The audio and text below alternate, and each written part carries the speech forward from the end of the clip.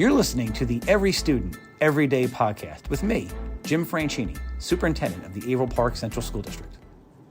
Welcome to this episode of the Every Student, Every Day podcast. As I'm sure most of our listeners know, if not everyone at this point, the governor has a new mandate involving distraction-free schools, and Averill Park will be following that starting when our students return. And we are pretty excited about the plan that we have put together. A lot of work has gone into it. Even prior to the actual mandate, we kind of knew this was coming our way. So we tried to get out in front of it, and we've done a lot of work in terms of visiting other schools, talking amongst ourselves, working through some things. And we think we are going to be ready for this and are confident that we'll be able to implement it successfully. So we thought we'd have our two secondary school principals join us to talk about what it's going to look like as those two buildings are the most impacted. So joining us today, we have Rob Messia from Algonquin and Heath Quiles from the high school. So first of all, thank you guys for joining us today. Thanks for the invitation. Yep, we appreciate it. Thank you, Dr. Franchini. So I guess just hopping right into it, can you walk us through what the implementation of the distraction-free learning, the cell phone ban, what's it going to look like in your building? And maybe if it helps, talk about what it looked like previously. Like, what did it look like last year? What's it going to look like this year? What's the same? What's going to be different? Rob, why don't you start if you would? What's Algonquin going to look like? Well, in the past, students have had the opportunity to have their phones with them during the day. They would use them at lunchtime. That was really the primary use, maybe occasionally in the hallway once in a while, but really it was relegated to just lunch. But this year, it's a full ban on cell phones and personal devices. And so we'll ask kids to put them off and away in their lockers when they arrive at 7:45, and then they can power them back on and access them at 2:25 at the end of the day. And we've been working hard on this. Like Dr. Franchini, like you mentioned, we did the school visits. We actually worked with kids in the spring, having some discussions around the changes that are coming up. And this summer, we've been working with our teacher leaders on making plans for implementing the policy. But generally, positive feedback from students, staff, as well as parents about this potential change here. Great. Thank you. Heath, the high school going to look, I think, a lot more different if you compare last year to this year than at Algonquin. Yeah, that's absolutely fair. As of last year, we had the ability for different teachers to have a different approach to the availability and the use of cell phones at Averill Park High School. So, last year we did have a number of classrooms that started to move in the direction of not having cell phones be part of the instructional environment. But as we head into this year, like Rob was saying, we're going to move in the direction obviously of being a completely distraction-free environment from bell to bell. Given how our building is set up, with classrooms and study halls and large cafeteria spaces and bathrooms and hallways, we're going to be using the Yonder pouch to help to make sure that we obtain that objective at Averill Park High School. So it's a pretty simple sort of situation when all comes to the end. We'll be giving out Yonder pouches to our students on the first day of instruction, and students will basically just need to put all of their devices into that Yonder pouch as they come in the morning. We'll have staff that will be assisting to make sure that that happens. And devices that should be turned off and inside of those pouches are going to remain inside of the pouches throughout the course of the school day. Students will be able to, after the 2:10 bell, they'll be able to unlock those devices at a number of unlocking stations at all of our exits throughout the building. And we're going to have upwards of 12 staff members circulating around during dismissal with those unlocking devices, just to make sure that everybody can unlock their pouches and get on their buses and head to athletics, extracurricular activities, etc. So it's actually quite a simple system, but for us, it's going to be mitigated through the Yonder pouch. Great. Thank you. Thank you to both of you. As our students and our parents are listening to this as we prepare for the first day, what is it that you would like them or need them to know as they arrive on day one in this distraction-free environment? Rob, what about at Algonquin? What do they need to know? Well, for us, it's a really simple process of just putting phones in lockers off and away. But that is got its own challenge, of course, for kids that may not have used a locker in the past. So this is another change that's happening this year is we're asking students to put their backpacks away during the day. And so kids will be putting them away. That's not a challenge for our current 7th graders coming into 7th grade, because they've been doing that all of last year in 6th grade. Our new students coming in from 5th grade, they've been practicing locker combination skills throughout the spring at their 5th grade classrooms. But for our 8th grade kids, it's probably a good chance for you to practice your locker combination skills over the summer to be ready for those first few days of school. Great, thank you. Heath, what about the high school? What do they need to know there? We've got a lot of questions about, the distribution of Yonder devices and how it's all kind of going to start. So I guess students and families should basically know that on the first morning of school, we're going to do class level assemblies for each of our grade levels. Those are going to happen starting at 8 a.m. and those will be done by 10:30 a.m. on the first morning.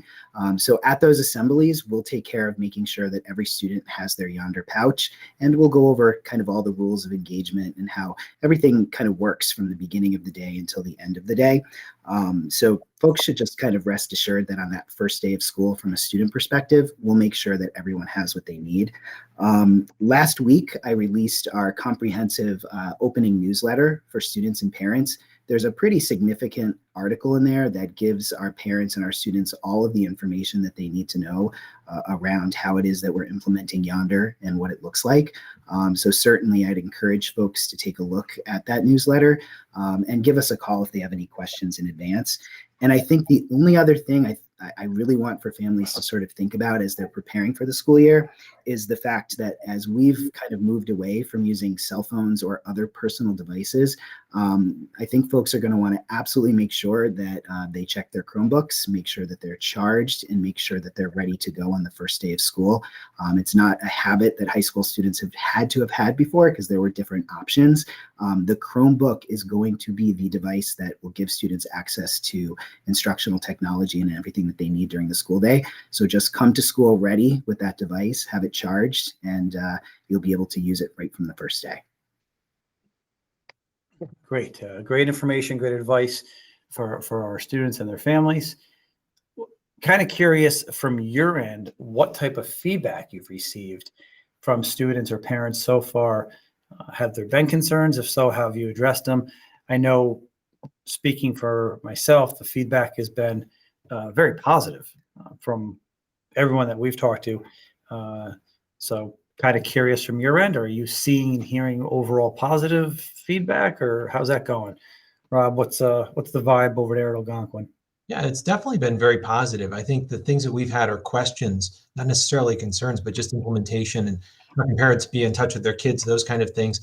And so we've been working on those, and it's been great feedback we've received. And we previewed this information with kids back in June with a video that outlined the plan, the strategies that we have in place to support them with communication with home. And we also recognize the benefits of putting away devices. And we know from other schools around the area and from states around the country that it's led to tremendous positive outcomes in their schools. So it was good hallway discussion, good lunchroom discussion with kids. And I think that the bottom line is that kids get it. They know that phones and other devices are a distraction and that they've become a big part of kids' lives, but they've also become a part of adult lives too. But it doesn't always mean that it's a good thing. And the balanced use of cell phones is important, and limiting distractions, especially during important times like instruction, help us all stay focused on those critical, important tasks of learning and connecting with peers. So I think kids get it, and I think families do too. And I think we've got a very supportive community that's always willing to work with us on these types of issues. So it's been good discussion, good dialogue, and that's helping us make a good plan for September. Excellent. Heath, what about the high school? Yeah, I would say that most of my observations have really mirrored what Rob has mentioned. We did our primary release in preparation for this upcoming school year just last week. And I've got to say the lion's share of the feedback and the responses that I've gotten have been both positive and, in fact, in some cases, congratulatory. I think we've known this has been in the pipeline, and I think it's been something that we've looked at for a number of years, so it's certainly not a surprise. And the benefits that have been seen in schools that have already done this have been without any exception. It's just been outstanding, right? So I'm hearing a lot of incredible support around this. I know our staff is looking forward to it. And our students, like same as in Rob's building, we've talked about this for over a year. They do see the benefits. And so, we're getting good feedback so far. It's definitely one of those situations where what we've seen and heard from the research at a larger level is matching exactly what we're hearing anecdotally from districts that we know of that have already implemented this. Kids are more focused, they're more attentive, they're interacting with each other in hallways, in lunchrooms. There's less discipline issues because there's less of those things coming from outside the building. Everything has been really overwhelmingly positive, both anecdotally and from a larger research base. What about our students that might, in the past have had to rely on phones? Reasons that are out there for a variety of things, learning needs or communication or anxiety, or there's many benefits to having the phone and being able to use that as a tool. What are we doing in terms of supporting those students and their families? Heath, why don't we start with you this time? We'll switch it up. Sure. I'll tell you, our counseling and our support staff at the high school have done a great job and will continue to do a great job as we move into the upcoming year. Like we had said earlier, this has kind of been a discussion over the past year, and we've known it's coming. So our counseling and our support staff are going to continue to be available to our students. We've looked through all of our IEPs and our 504s, and, we've made appropriate accommodations for students who legitimately need those accommodations. So we've taken really good care of our students throughout the spectrum. And in the end, most of the research that we're seeing out there is indicating that issues with anxiety should be helped by the absence of cell phones in our schools. And certainly, like you mentioned, we've seen that in all of the local schools that we visited with regards to the outcomes that have tended to improve. I will tell you that we needed to spend some significant time at the high school working on just making sure that we kind of beef up our instructional technology to make sure that instruction continues and that students have access to the sorts of technologies that they need for high quality instruction. We've done a great job. Our tech department has done amazing with closing those gaps so that there won't be any gaps in instruction for our students. We're in a place where we feel like our Chromebooks are going to be able to meet the needs of our students throughout the day. I know folks have been a little bit worried about, especially, when it comes to anxiety, how they will stay in touch with their students when they're here with us during the school day, or how students can reach out to their parents. We've set up a couple of phone stations for students in our main office and the guidance center for those kind of critical emergency situations that might come up. But I also have to say, with the Chromebooks, we're really encouraging families to stay connected via email as they move into the school day. Students will have their Chromebooks, they'll be charged, they'll be using them throughout the day. And so we do feel like families can still stay in touch as they need to throughout the course of the day. And finally, we do recognize that this is going to be a transition. It's going to be a bit of a shift. It's been a long time since 250 to 300 students have been in the cafeteria for 30 minutes without a cell phone in their hand. We've developed a very comprehensive recreation program to go along with our lunch times and with our large group study halls. So we've got board games and we've got card games and foosball tables, ping pong tables. We're bringing in monthly DJs. So we're going to be doing things to really help give students the opportunity to re-engage in social activities, which we think will help everyone in the long run. That's a lot. That's great. And I know there's been a lot of planning and time put into it at the high school. And so thank you to everyone there who's looking to make this a positive transition. How about you there, Rob? No, that's great. I'd love to see the DJs in action at the high school. That sounds like a lot of fun. I think for us at the middle school, there definitely is that concern about being able to be in touch with kids during the day. We know that that's a thing. Heath mentioned very specifically that email is going to be opened up for grades 6 through 12 for families to be able to be in touch with their kid throughout the day if they need to. But this is also not a new problem. This is an old thing. This is for those of us that have been around for a few years or maybe even a few decades. We know how to communicate with families when there's no cell phones in the school, right? The kids are able to use the landlines, that they can come down to the office and they can make a phone call home. Parents can call the school and leave a message, and we can make sure that we get that to the student as well. That's not a problem. There's also a few kids that have medical needs. They have, for example, students that have diabetic needs. They need to have monitoring of their insulin levels, so they will have access to their phones still. So there will be a couple of exceptions to that.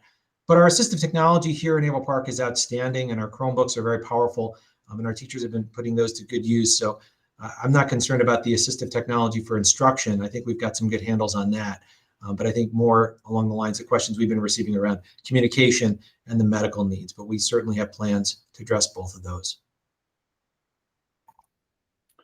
Great. Excellent stuff. Thank you. What advice would you give to our students and parents as they adjust to the new policies? Is there anything kind of out there? We talked about what they need to know and what we're doing, but is there anything that you'd give them in terms of advice that help them with the new policy itself? Heath? Well, I really think it just comes down to being patient and recognizing that when push comes to shove, this is going to be a significant transition for high school students, right? I think you and I, Dr. Franchini, have walked through the building enough over the past several years to see, you walked past cafeterias, past classrooms, study halls. A phone is very frequently then in the hands of most students throughout the course of the day. This is a transition, but I know it's a transition that will, yield really great outcomes for everyone when all is said and done. So I think I would just ask that folks be patient and, certainly reach out if there's anything that we can do to help with the transition as we go through. In the end, I'm extremely confident that this is going to have great outcomes for both school, for kids, and for families. How about down there at Algonquin? What do you got? I would just say that, I would ask the families and kids, as well as us staff members, to remember the benefits that this program will offer. As Heath mentioned, when we look at the research from around the country, it shows that schools that implement these policies have increased reading performance. There's improved math assessment scores. There's increased physical activity, especially at recess for kids. There's decreased in-person bullying and harassment. There's a decrease in cyberbullying.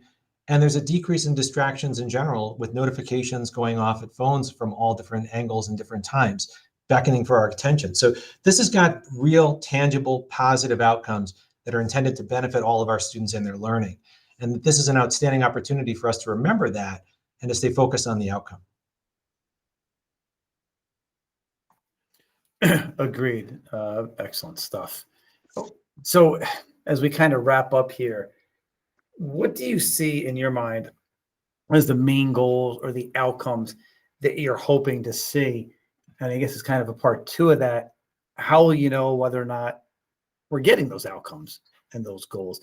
So what is it that you hope for as the leaders of the buildings that you're going to see? What will it do? And how will you kind of know if it's working and whether or not we're implementing it properly and it's benefiting students? Rob, what are your thoughts on that one? Yeah, I think it's a good question, and it's something we need to remember to keep an eye on measuring too. I think this isn't about arbitrary compliance. This isn't about just having a phone away. It's about promoting student engagement and their learning. And I think the examples Heath provided in particular during the cafeteria time, great example of what we're trying to do. Get kids to be involved in their school community, have those pro-social connections, and again, focus on the instruction that we're providing. And this is a strategy to decrease distractions and really promote that in-person connection and positive personal development for all kids. So getting away from the algorithms, the social media, that's so important. And as we do that, we can measure it, right? We measure a lot of things in education, particularly here in Averill Park. We keep an eye on things anecdotally, but also empirically. And so we'll know how student academic performance and discipline data goes. We'll have a good handle on that throughout the year. But I also hope that it leads to a lot of those small interactions that are positive and pro-social throughout the year, and that we extend this throughout our day to really think about the opportunity to connect, and then also to really deeply engage in the instruction that our teachers are providing.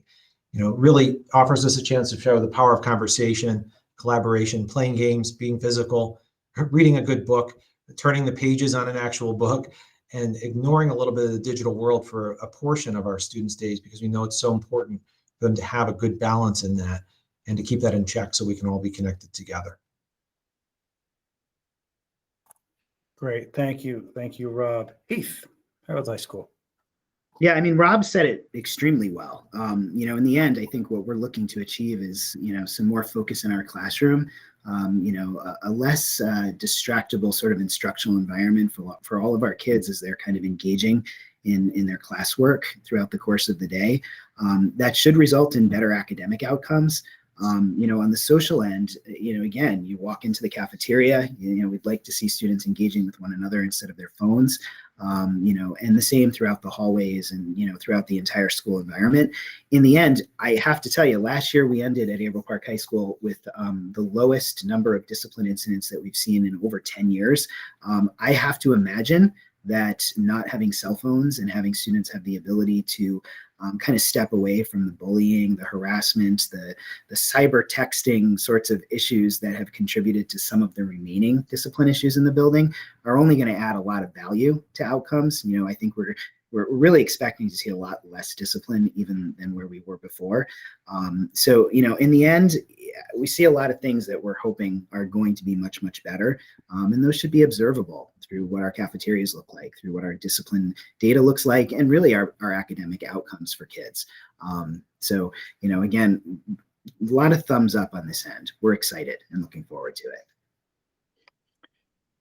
it. I agree. There's, I think, a great cause to be excited and to look forward to this. As we've talked about, we knew it was kind of coming. I thank you again for getting out in front of it. And even we kind of talked a little bit about the impact on the instructional piece. That was something we were really careful not to lose sight of. And our technology folks have done a great job helping with that. We've worked with our faculty to say, hey, what tools do you need to replace that? Because we know the phone was actually used as a tool in some cases. And we wanted to make sure we were not having unintended consequences that we didn't see. So we've done the best we can to prepare for it logistically and from a building management point of view, an impact on instruction point of view. And then I think the work that you're doing to find ways to engage students and fill that time in a positive way is great. So I think we are as ready as we can be and excited to implement this and do it with fidelity. As you said, not about compliance, but really trying to make this what's best for our kids and their time with us. So thank you for your work on it this summer and last year, and for the work that you've put into making it work as we start school this year. Thank you, Dr. Franchini. Thank you for having us. We appreciate it. Thanks for tuning in. Be sure to subscribe to our podcast on Apple Podcasts, Spotify, or wherever you listen. See you next time on Every Student, Every Day.